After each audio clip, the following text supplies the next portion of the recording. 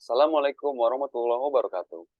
Kami dari kelompok K, dari kelas pengantar ilmu ekonomi mikro kelas L, yang beranggotakan Reni Tustiana, Ninggusti Ayu Putumera Sinta Susila, Icen Ekstefania Mufrida, dan saya sendiri Faizal Aliraki. Pada kesempatan kali ini, kami akan membahas terkait chapter 16 yang terkait dengan externalities, public goods, dan common resource.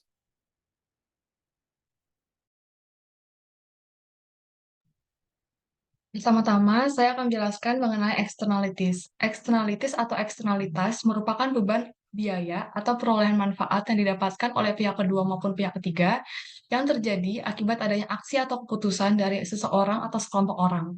Eksternalitas biasanya disebut juga sebagai spillovers atau neighborhood effects. Ketika suatu perusahaan memutuskan banyaknya output yang akan diproduksi sehingga dapat mencapai profit yang maksimum, maka perusahaan itu perlu mempertimbangkan harga atau price dan marginal cost-nya. Begitu juga, perusahaan itu biasanya mempertimbangkan apakah marginal external cost atau MEC itu dihitung atau tidak. Jika MEC diperhitungkan, maka MC atau marginal cost akan berubah menjadi MSC atau marginal social cost. Sehingga marginal social cost itu dapat disimpulkan sebagai penjumlahan antara marginal cost dan marginal economic cost. Gambar di bagian kanan itu merupakan gambar, yang terkait dengan keadaan perusahaan, di mana gambar atas itu terkait dengan perusahaan yang tidak, menggunakan eksternalitas atau tidak mempertimbangkan eksternalitas, dan gambar yang bawah itu adalah keadaan ketika, perusahaan itu mempertimbangkan eksternalitas.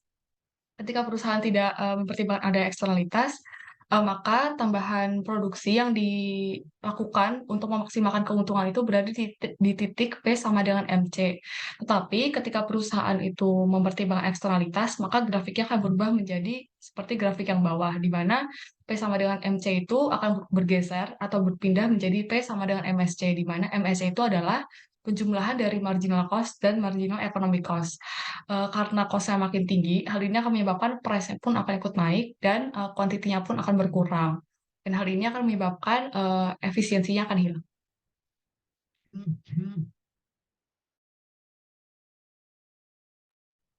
Oke, eksternalitas terbagi menjadi dua, yaitu eksternalitas positif dan eksternalitas negatif. Eksternalitas positif terjadi ketika marginal benefitnya lebih besar daripada marginal cost, sedangkan eksternalitas negatif terjadi ketika marginal benefitnya lebih kecil daripada marginal cost.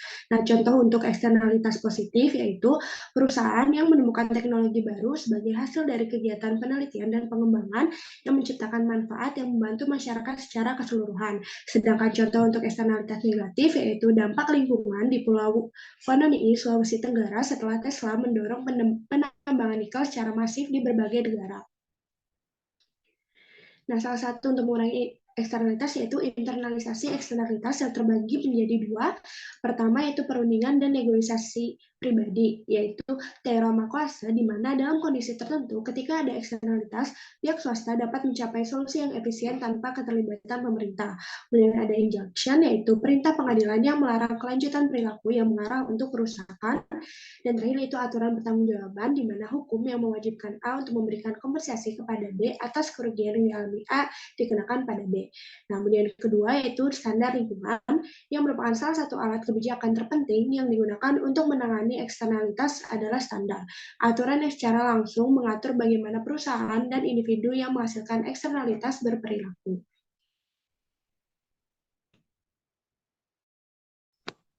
Pembahasan selanjutnya yaitu mengenai public goods. Public goods merupakan layanan atau komoditas yang bermanfaat bagi semua anggota masyarakat dan seringkali disediakan secara gratis melalui pajak publik. Terdapat dua karakteristik utama public goods, yaitu non-rival in consumption dan non-excludable. Non-rival in consumption berarti seseorang tidak akan diganggu dalam menikmati keuntungan dari public goods itu sendiri. Sedangkan non-excludable berarti sekali barang itu diproduksi, tidak ada seorang pun yang bisa dikecualikan dalam menikmati barang tersebut. Terdapat beberapa masalah yang dihadapi public goods, yaitu free rider problem, yang berarti karena setiap orang dapat menikmati keuntungan daripada public goods, mereka cenderung tidak memiliki keinginan untuk membayar. Dan drop in the bucket problem, yang berarti karena barang atau jasa itu diproduksi sangat mahal biayanya, maka penyediaannya tidak bergantung pada apakah ada orang yang membayar atau tidak. Terdapat beberapa contoh daripada public goods, seperti pertahanan nasional, lampu penerangan jalan, taman-taman kota, jalan raya, jaminan kesehatan, dan lain sebagainya.